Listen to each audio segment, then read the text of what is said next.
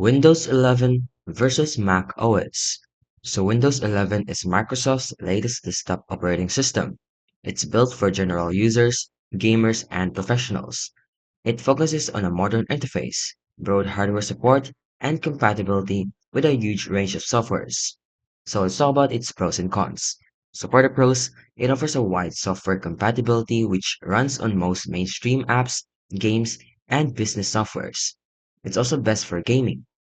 It is highly customizable and offers a strong hardware choice variety. The cons is the resource is intensive. The higher system has some higher requirements. There are also some frequent updates which can sometimes disrupt the workflows, and it can feel inconsistent on different hardware. Now, Mac OS, on the other hand, is also an operating system, but it is also Microsoft based. So it is Apple's desktop operating system used on Mac's computers. It emphasizes a seamless ecosystem with Apple hardware, strongly built in productivity tools and optimized performance and tight integration with the iPhone and iPad devices. So for the pros, it offers a smooth performance on Apple hardware. It is also excellent in the built-in apps like Photos, iMovie, Safari, and many more.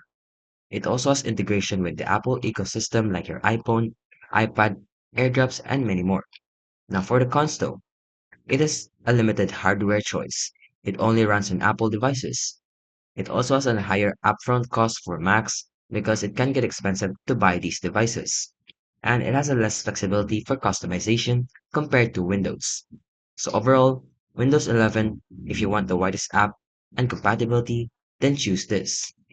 But if you want and value stability, polished performance, security, and tight integration, then I recommend the Mac OS. If you like this video, don't forget to like, subscribe, and turn on the notifications.